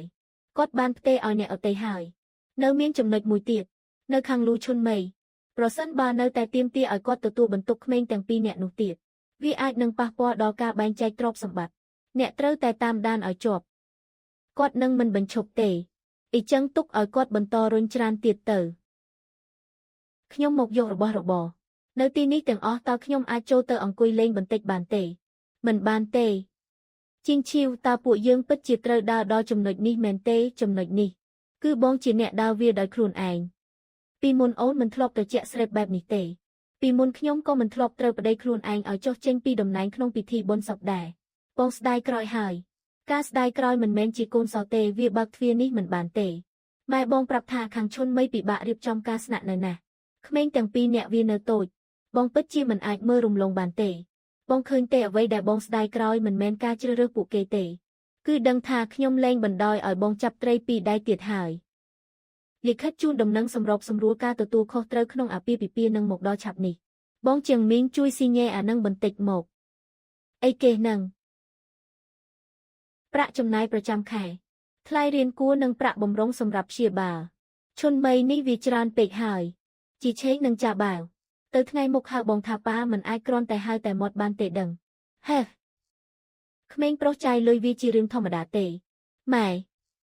ឥឡូវខ្ញុំនៅត្រូវឲ្យប្រាក់អាហារកិច្ចទៅនាងអានទៀតក្មេងស្រីម្នាក់ចាយអស់ប៉ុន្មានទៅ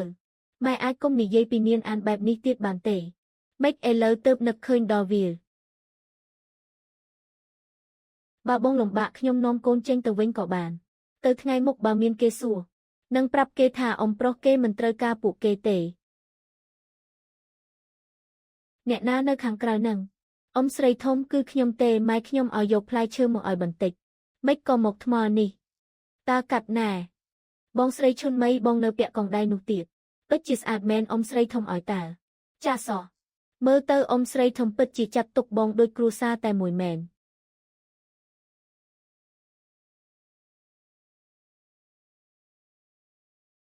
បងថ្លៃខ្ញុំអាចថតបានតែប៉ុណ្្នឹងទេ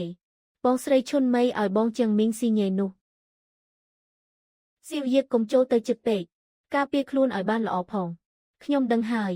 តែខ្ញុំគិតថាបងស្រីឈុនមីមិនកំសត់ដូចសម្បកក្រៅទេនាងមិនដែលកំសត់តាំងពីដើមមកហើយនៅមានរឿងមួយទៀតពីមុនខ្ញុំធ្លាប់ប្រម៉ែខ្ញុំនិយាយថាពេលបងស្រីឈុនមីរៀបការជាមួយបងចឹងហៅអាយុផលហាក់ដូចជាមិនសូវត្រូវទេអាយុផលអីទៅខ្ញុំក៏មិនច្បាស់ដែរចាំខ្ញុំត្រឡប់ទៅសួរគាត់សិនកុំសួរឲ្យគេចាប់អារម្មណ៍ពេករកមើលរូបថតចាស់សិនទៅរូបថតនេះមានប្រយោជន៍ណាស់បញ្ជាក់ថាលៀងជាងមីង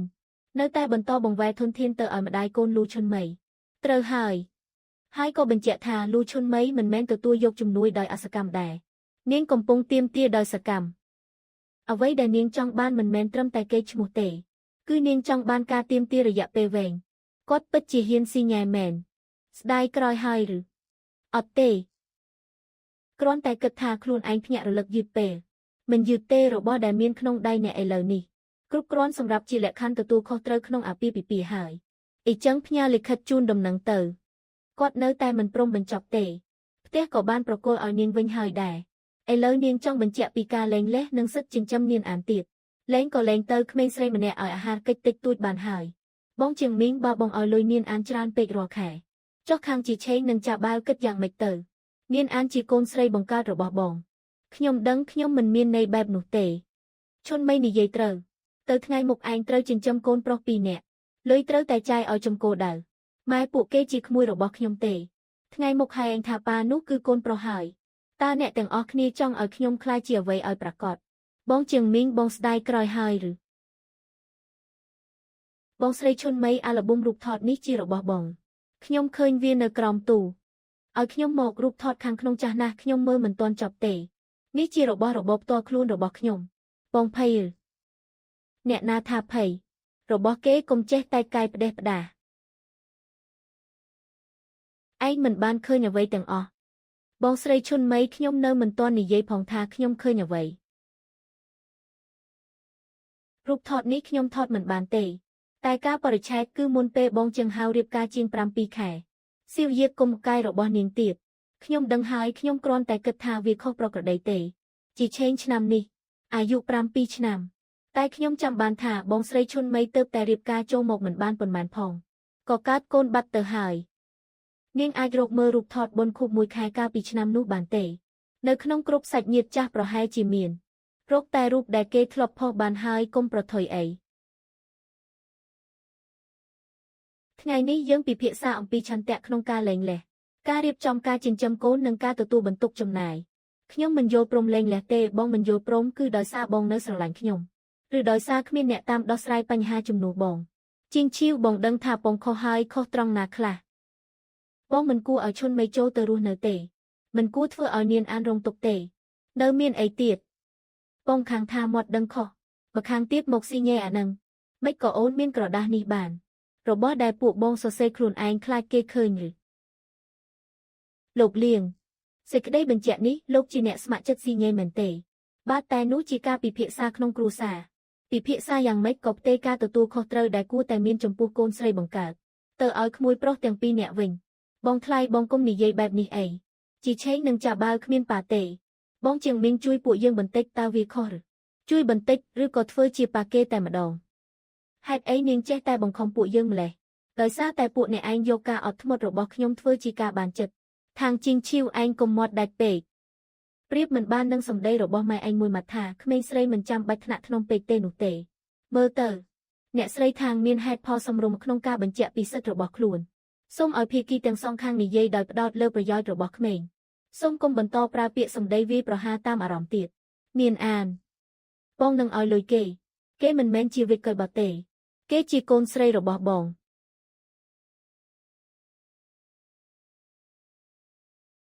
ថ្លៃកុំហៅខ្ញុំបែបនេះគាត់ខ្ញុំដឹងថាបងស្អប់ខ្ញុំតែខ្ញុំក៏អស់ជំរឿសដែរអស់ជំរឿសរបស់នាងគឺការពាក់អៀមរបស់ខ្ញុំការកេងក្នុងបន្ទប់ខ្ញុំនិងការបង្ខំប្តីខ្ញុំឲ្យលែងលេះដើម្បីចិញ្ចឹមនាងឬនាងពន្យល់មើលមនុស្សស្រីម្នាក់ឯងមានកូន2នាក់ដូចខ្ញុំបើមិនតោងឲ្យចប់ទេទៅថ្ងៃមុខរស់យ៉ាងម៉េចអ៊ីចឹងនាងក៏ទៅតោងគ្រួសារអ្នកអតីបងមានប៉ាម៉ាក់មានផ្ទះមានកូនស្រីតែខ្ញុំមានតែកូន2នាក់គត់នាងនៅមានពាក្យកុហកទៀតលូឈុនមីកុំបង្ខំឲ្យខ្ញុំស៊ើបប្រវត្តិរឿងនាងបងចង់មានន័យថាម៉េចនាងច្បាស់ជាងខ្ញុំទៅទៀតសូមអញ្ជើញ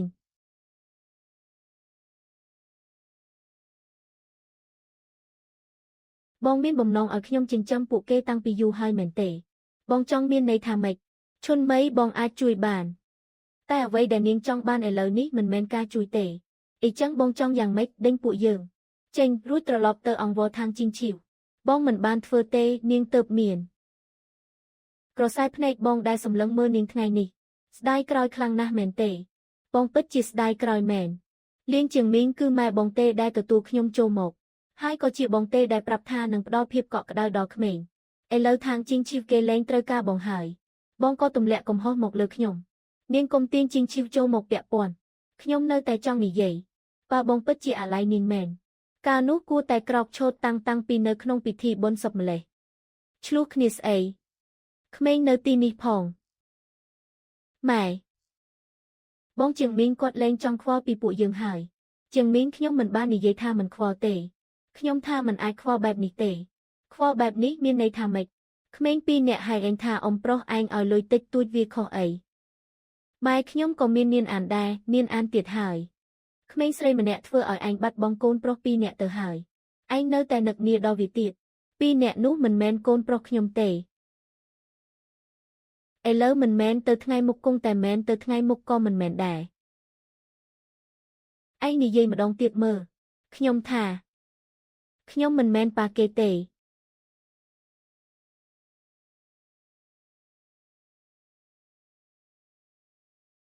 បងថ្លៃខ្ញុំធំហើយដាក់ទោសខ្ញុំទៅ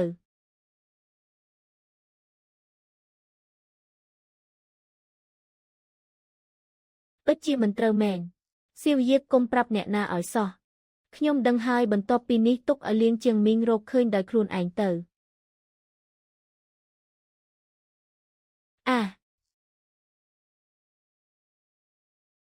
រឿងទាំងនេះអាចចាត់ទុកជាចំណុចគួរឲ្យសង្ស័យនៃពេលវេលាបានតែមិនអាចសន្និដ្ឋានតែឯងបានទេខ្ញុំដឹងហើយអ្វីដែលខ្ញុំចង់បានគឺឲ្យគាត់ហាមាត់និយាយដោយខ្លួនឯងនៅមានលៀងជាងមីងទៀតឲ្យតែគាត់សង្ស័យគាត់នឹងទៅស៊ូមិនខានគាត់ចាប់ផ្ដើមសង្ស័យបាត់ទៅហើយអ្នកត្រូវប្រយ័ត្នព្រំដែនផងកុំប្រមូលភស្តុតាងជ្រុលហួសហេតុពេកខ្ញុំមិនបាច់ធ្វើជ្រុលទេលូឈុនមេនាងប្រញាប់ជាងខ្ញុំទៅទៀតបុណ្យខួប1 ខែរបស់ជីឆេងគឺធ្វើនៅថ្ងៃនេះបងបានវាមកពីណាខ្ញុំសួរនាងតើពិតជាថ្ងៃនេះមែនទេរឿងប៉ុន្មានឆ្នាំកន្លងទៅហើយឲ្យខ្ញុំចាំមិនច្បាស់ទៅរៀបការមិនទាន់បាន2 ខែផងក៏ធ្វើខួប1 ខែបាត់ទៅហើយបងចង់មានន័យថាម៉េចនឹងសម្រាលមុនកំណត់គឺសម្រាលមុនកំណត់នឹងឯងសម្រាលមុនកំណត់រហូតដល់រៀបចំបុណ្យខួប1 ខែបានអាទិត្យអធំលឹងលៀងជាងមីងឥឡូវបងចង់ជួយທາງជីងឈៀវមកបង្ខំខ្ញុំមែនទេខ្ញុំគ្រាន់តែចង់ដឹងការពិតប៉ុណ្ណោះការពិតគឺជាងហៅស្លាប់បាត់ហើយគ្រួសារបងឥឡូវចង់រុញក្មេងកំព្រានឹងមេម៉ាយពួកយើងចេញកុំប៉ះនាងប្រាប់ខ្ញុំតាមត្រង់មកតើជីឆេងពិតជាកូនរបស់ជាងហៅមែនទេម៉ែក៏សង្ស័យខ្ញុំដែរឬអញសួរឯងប្រកាសជាមែនហើយបើមិនមែនជាកូនជាងហៅតើខ្ញុំអាចរៀបការចូលត្រកូលលៀងពួកម៉ែបានទេចុះរូបថតនោះវាយ៉ាងម៉េចវិញខ្ញុំប្រាប់ហើយថាសម្រាលមុនកំណត់នាងកុំមកកុហកខ្ញុំឲ្យសោះកុហកម៉ែពីមុនអ្នកណាជាអ្នកអង្វរឲ្យខ្ញុំទុកកូនពីរអ្នកនេះអ្នកណាជាអ្នកប្រាប់ថាឲ្យតែខ្ញុំមិនរៀបការថ្មីត្រកូលលៀងច្បាស់ជាចិញ្ចឹមពួកយើងឥឡូវមកស្អប់ខ្ពើមខ្ញុំហើយឬហាប៉ុន្មានឆ្នាំនេះខ្ញុំរស់នៅមើលថែលៀងជាងហៅមើលថែគ្រួសារត្រកូលលៀងអ្នកឯងឥឡូវពួកអ្នកឯងគ្រាន់តែសង្ស័យមួយម៉ាត់ក៏ចង់ទាត់ពួកយើងចោលហើយឬទៅធ្វើតេស្តDNAទៅឯងឈួតហើយជាងមីងរឿងនេះមិនអាចចេះតែធ្វើផ្ដេសផ្ដាសបានទេលេចជឿទៅក្រៅវាខ្មាស់គេឥឡូវទៅដឹងថាខ្មាស់គេខ្ញុំខ្លាចអ្នកក្រៅសើចចំអកឲ្យត្រកូលលៀងត្រូវគេសើចចំអកគ្រប់គ្រាន់ហើយបងគ្មានសិទ្ធិមកស៊ើបពួកគេទេបើសិនជាពួកគេជាកូនរបស់ជាងហៅមែនខ្ញុំនឹងសុំទោសពួកគេចុះបើសិនជាមិនមែនវិញនោះបើសិនជាមិនមែនពួកអ្នកឯងនឹងដេញពួកយើងចេញឲ្យតតែអស់ផ្លូវមិនខានខ្ញុំគ្រាន់តែចង់ដឹងថាទីបំផុតខ្ញុំលះបង់ដើម្បីអ្វីរហូតដល់បាត់បង់គ្រួសារខ្លួនឯង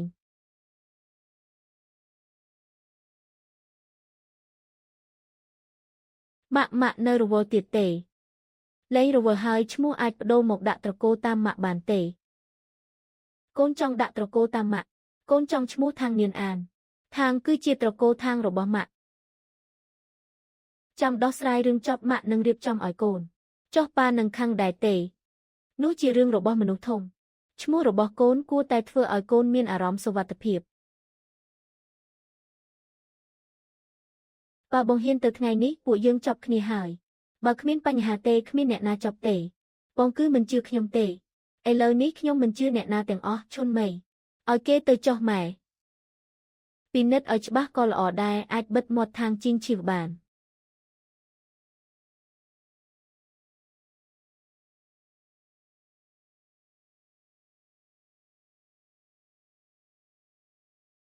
ហែកទៅ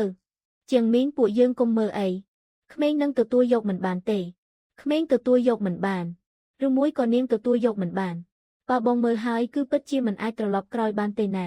ខ្ញុំត្រឡប់ក្រោយលែងរួចតាំងពីយូរណាស់មកហើយយ៉ាងម៉េចហើយឯងនិយាយមកមិនមែនទេមិនមែនស្អីគេជីឆេងមិនមែនជាកូនរបស់ជាងហាវទេចុះចាបើវិញក៏មិនមែនដែរមិនអាចទេមិនអាចទេម៉ែខ្ញុំមិនបានតាំងចិត្តកុហកម៉ែទេពេលខ្ញុំរៀបការចូលមកខ្ញុំក៏អស់ជំរឿដែរនាងអស់ជំរឿឬចុះប្រពន្ធកូនខ្ញុំវិញខ្ញុំដើម្បីតែពួកនាងសូម្បីតែកូនស្រីបង្កើតរបស់ខ្លួនក៏ខ្ញុំដេញចេញដែរគឺម៉ែបងជាអ្នកឲ្យខ្ញុំចូលក្នុងផ្ទះគឺបងជាអ្នកប្រាប់ថានឹងទទួលបន្ទុកមើលថែក្មេងនាងកុហកខ្ញុំខ្សែស្រឡាយត្រកូលលៀងខ្សែស្រឡាយបងសម្លឹងមើលតែក្មេងឬក៏យកគេធ្វើជាលេដើម្បីសង្កត់ທາງជីងឈីវពេលបងលុតជង្គង់អង្វរឲ្យທາງជីងឈីវចុះចេញពីតំណែងនោះមិនក៏មិនសួរផងថាតើក្មេងនេះពិតជាកូនរបស់បិទមាត់ខ្ញុំនៅតែចង់និយាយបើគ្មានម៉ែបងខ្ញុំចូលផ្ទះពួកបងមិនរួចទេបើគ្មានបងងក់ក្បាលយល់ព្រមខ្ញុំក៏មិនអាចធ្វើពុតជាបែបនោះបានដែរបងថ្លៃលទ្ធផលចេញមកហើយទាំងពីរអ្នកមិនមែនទេគឺមិនមែនមែនដឹងហើយនៅផ្ទះចាស់នោះឆ្លោះគ្នាផ្អើលអស់ហើយអ៊ំស្រីធំចិត្តឈួតហើយសៀវយាបគុំទៅក្បែរទីនោះអីទុកឲ្យពួកគេឆ្លោះគ្នាខ្លួនឯងទៅបងថ្លៃបងមិនសប្បាយចិត្តទេខ្ញុំសប្បាយចិត្តមិនចេញទេគ្រាន់តែមានអារម្មណ៍ថាវាគួរឲ្យអស់សំណើចពួកគេសុំតែទទួលបានបែបនេះហើយគឺពួកគេសុំតែទទួលបានបែបនេះ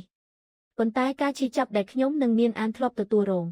វានឹងមិនរលត់បាត់ទៅដោយសារតែភាពស័ក្តិសមរបស់ពួកគេនោះទេ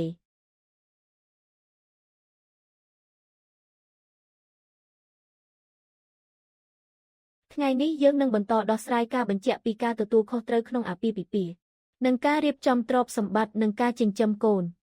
ខ្ញុំយល់ព្រមលែងលះជាងមីងម៉ែកុំនិយាយអីអ្នកស្រីທາງទាមទារសិទ្ធិចិញ្ចឹមកូនស្រីចាសសលោកលៀងខ្ញុំយល់ព្រមប្រាក់អាហារកិច្ចត្រូវបង់តាមឯកសារបញ្ជាក់ឲ្យច្បាស់លាស់ថ្លៃអប់រំនិងការព្យាបាលត្រូវចេញម្នាក់ពាក់កណ្ដាលខ្ញុំយល់ព្រមក្មេងស្រីម្នាក់ត្រូវការលុយច្រើនម្លេះធ្វើអីម៉ែនិយាយមិនទាន់ឆ្អែតទេផ្ទះនេះត្រូវប្រគល់ឲ្យអ្នកស្រីທາງបន្តការរស់នៅនិងគ្រប់គ្រងលោកលៀងត្រូវសហការក្នុងការរៀបចំឯកសារបញ្ជាក់ជាបន្តបន្ទាប់ប្រាក់សន្សំរួមរបស់ភាគីទាំងសងខាងត្រូវបែងចែកតាមបញ្ជី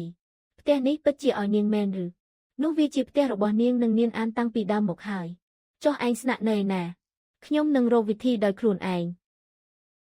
ចុះខ្ញុំនឹងកូនវិញនាងរកវិធីដោយខ្លួនឯងទៅលៀងជាងមីងបងមិនអាចធ្វើដាក់ពួកយើងបែបនេះទេខ្ញុំបានបាត់បង់របស់ច្រើនណាស់មកហើយដោយសារពួកនាងមកពីឯងល្ងងខ្លួនឯងកុំមកបន្ទោសខ្ញុំទាំងអស់ឯងហ៊ានជេរកូនប្រុសអញផងខ្ញុំជេរខុសឬ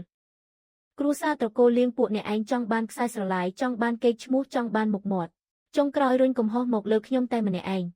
សូមរក្សាសណ្ដាប់ធ្នាប់ហាជីងឈីវឥឡូវទើបបងដឹងថាបងខុសធ្ងន់ប៉ុណ្ណាបងមិនមែនទើបតែដឹងពេលនេះទេគឺបងទើបតែទទួលរងផលវិបាកនៅពេលនេះតើបងនៅអាចជួបនាងអានបានទៀតទេធ្វើតាមឯកសារបញ្ជាក់ចុះតាក់ទងមកជាមុនសិនហាមទៅសាលារៀនដោយឯកឯងហើយហាមឲ្យម៉ែបងចូលចិត្តកូនបងដឹងហើយពួកយើងពិតជាមិនអាចត្រឡប់ក្រោយបានទេពេលដែលបងរុញខ្ញុំចេញទ្វារនេះក៏បានបិទបាត់ទៅហើយបងអាចគោះទ្វារឡើងវិញបាន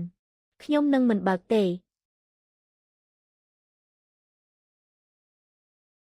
អ្នកទុកកងដៃនៅទីនេះចុះនេះជាកងដៃដែលម៉ែឲ្យខ្ញុំតារបស់ដែលអញឲ្យគឺឲ្យកូនប្រសារធំត្រកូលលៀងមិនមែនឲ្យជនបោកប្រាស់ទេកូនប្រសារធំតើម៉ែធ្លាប់ទទួលស្គាល់ថាທາງជីងឈីវជាកូនប្រសារធំដែរឬទេម៉ែឲ្យកងដៃនេះមកខ្ញុំគឺដើម្បីបញ្ឈឺនាងទេមិនមែនដើម្បីទទួលស្គាល់ខ្ញុំនោះទេឯងបោកប្រាស់ចៅប្រុសអញចុះពេលម៉ែបោកប្រាស់ທາងជីងឈីវដែលម៉ែស្អាតស្អំដែរឬលៀងជាងមីងបងគុំធ្វើពុតជាជនរងគ្រោះអីបើបងមិនចង់បានកូនប្រុសទេគ្រាន់តែខ្ញុំយំបន្តិចបងក៏យល់ព្រមឬចេញទៅហេះ ខ្ញុំនឹងទៅប៉ុន្តែបងកុំគិតថាខ្លួនឯងស្អាតស្អំពេករបស់មួយនេះអ្នកណាពាក់អ្នកនោះសេហើយ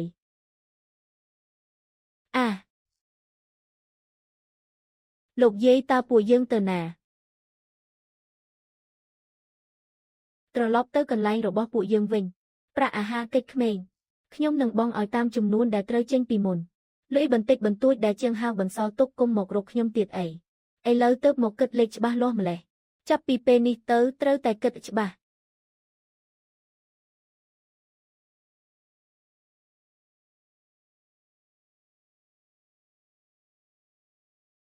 អញវង្វេងកន្លះជីវិតហើយតើបានប្រយោជន៍អីមកវិញ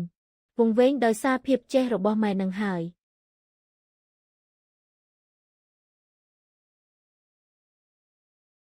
លៀងសៀវយាកប្រាប់ថាលូឈុនមីចេញទៅបាត់ហើយម្ដាយក្មេកកូនលើកនេះច្បាស់ជាស្ងាត់ហើយគាត់ស្ងាត់ឬអត់វាមិនតាក់ទងនឹងពួកយើងទេម៉ាក់មីងម្នាក់នោះនិងក្មេងពីរនាក់នោះនឹងលែងមករស់នៅផ្ទះយើងទៀតហើយមែនទេលែងហើយចុះលោកយាយវិញក៏លែងដែរអីចឹងខ្ញុំអាចគេងនៅក្បាលគ្រែវិញបានទេបានភាគីទាំងសងខាងបញ្ជាក់ផ្ទះនេះបន្តបន្ទាប់នឹងត្រូវរស់នៅនឹងគ្រប់គ្រងដោយអ្នកស្រីខាងនិងកូនស្រីលោកលៀងត្រូវបង់ប្រាក់អាហារកិច្ចរៀងរាល់ខែមិនអនុញ្ញាតឲ្យមកទទួលយកក្មេងទៅដោយឯកឯងឡើយការមកសួរសុខទុក្ខត្រូវតាក់ទងបញ្ជាក់ជាមុនសិនបញ្ជាក់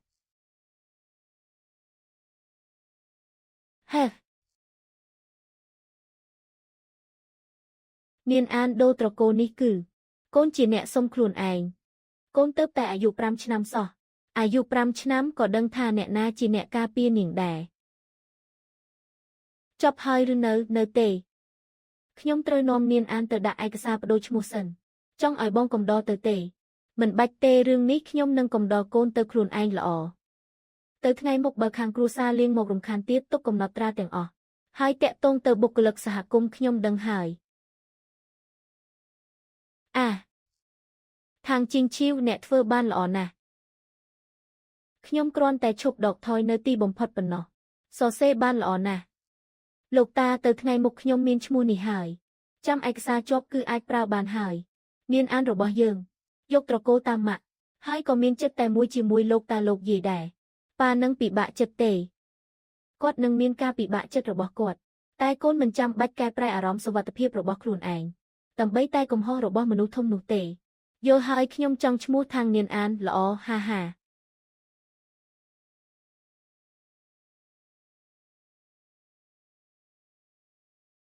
ម៉ែញ៉ាំអីបន្តិចទៅអញមិនញ៉ាំទេម៉ែកុំធ្វើបែបនេះអីមួយជីវិតអញប៉ងប្រាថ្នាអីប៉ងប្រាថ្នាចង់បានចៅប្រុសប៉ងឲ្យត្រកូលលៀងមានកូនប្រុសបន្តពូជចុះលទ្ធផលវិញម៉ែប៉ងខុសហើយឯងបន្ទោសអញខ្ញុំក៏បន្ទោសខ្លួនឯងដែរឥឡូវនិយាយរឿងនឹងមានប្រយោជន៍អីខាងជីងឈីវយកផ្ទះទៅបាត់ហើយយកកូនទៅបាត់ហើយលូឈុនមីក៏រត់បាត់ទៀតមិនមែនយកទៅទេគឺនាងយករបស់នាងមកវិញឯងនៅជួយនិយាយឲ្យវាទៀតឬម៉ែមកទល់ពេលនេះម៉ែនៅតែគិតថានាងជាអ្នកខុសទៀតឬអីចឹងឯងឲ្យអញគិតយ៉ាងម៉េចអញចាស់ហើយអញខ្លាចត្រកូលលៀងដាច់ពូជត្រកូលលៀងមិនមែនពឹងផ្អែកលើការដណ្ដើមបន្ទប់កូនអ្នកដទៃដើម្បីបន្តពូជទេបំណែកនេះរកមិនឃើញទេអីចឹងទុកវាឲ្យនៅប្រហោងចុះប្រហោងមើលទៅមិនស្អាតទេការខ្វះចន្លោះខ្លះនឹងរំលឹកយើងឲ្យចេះថែរក្សារបស់របរខ្លួនឯងឲ្យបានល្អនៅថ្ងៃមុខបែបនេះគឺលែងប្រហោងហើយម៉ាក់ថ្ងៃមុខម៉ាក់នឹងយំទៀតទេនឹងយំតែនឹងលែងយំដោយសារតែអ្នកអតីមិនចាត់ទុកពួកយើងជាគ្រួសារទៀតហើយអីចឹងពួកយើងចាត់ទុកខ្លួនឯងជាគ្រួសារទៅត្រូវហើយពួកយើងចាត់ទុកខ្លួនឯងជាគ្រួសារម៉ាក់របស់ទាំងនេះជាអ្វីរឿងរ៉ាវពីអតីតកាលត្រូវបោះចោលមែនទេមិនបោះចោលទេរក្សាទុកវាទៅរំលឹកម៉ាក់ឲ្យចងចាំជានិច្ចពីការការពារកូននិងការពារខ្លួនឯងដែរ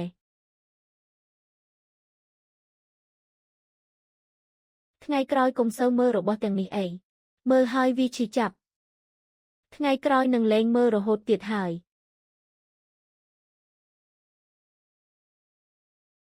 ឥឡូវនេះបានស្ងប់ចិត្តហើយឬនៅក្មេងបដូរត្រកូលតាមម្ដាយឯកសារគ្រប់គ្រាន់ហើយជំហានបន្ទាប់នឹងជូនដំណឹងតាមនីតិវិធីអ្នកមីងថ្ងៃមុខខ្ញុំអាចឈ្មោះខាងនាងអានបានទេចាំរៀបចំរួចរាល់គឺបានហើយម៉ាក់ខ្ញុំត្រូវស៊ីញ៉េខ្លួនឯងឬ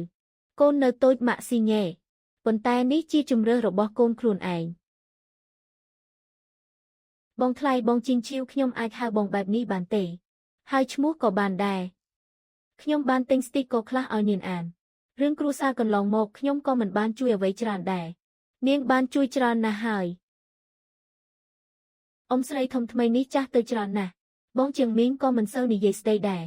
នោះជាលទ្ធផលរបស់ពួកគេខ្លួនឯងទេខ្ញុំដឹងខ្ញុំគ្រាន់តែចង់ប្រាប់បងថាលូឈុនមីបានចាក់ចេញពីទីក្រុងនេះបាត់ហើយ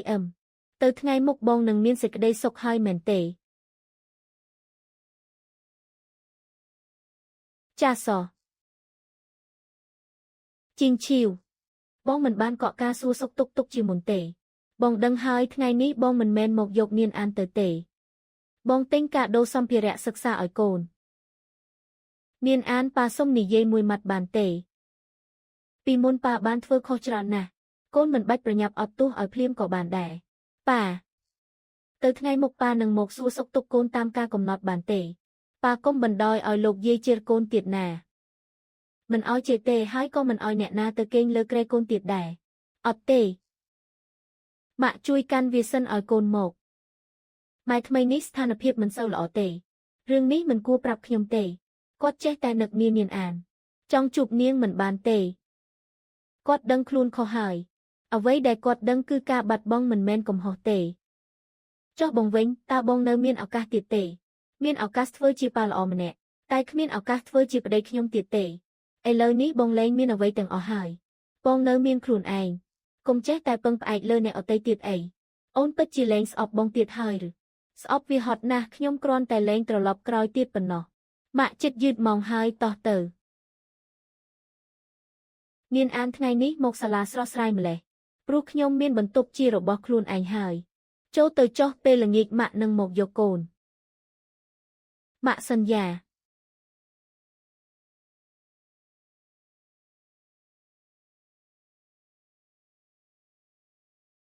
ខ្ញុំចង់ជួបនាងអានជីងឈៀវមិនយល់ព្រមទេអញលែងជឿនាងទៀតហើយយឺតពេកហើយតើអញពិតជាខុសមែនទេខុសហើយពួកយើងសុទ្ធតែខុសមួយជីវិតអញចង់បានចៅប្រុសចុងក្រោយសំបីតែចៅស្រីក៏លែងទទួលស្គាល់អញដែរម៉ែកុំនិយាយទៀតអីពេលនោះមិនក៏ខ្ញុំលុតជង្គង់អង្វរនាងទៅរួច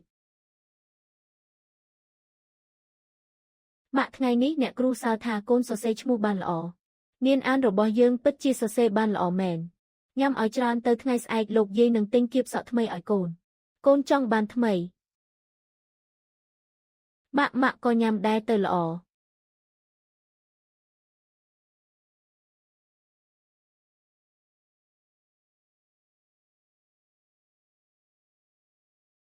ម៉ាក់នេះជាស្អីគេ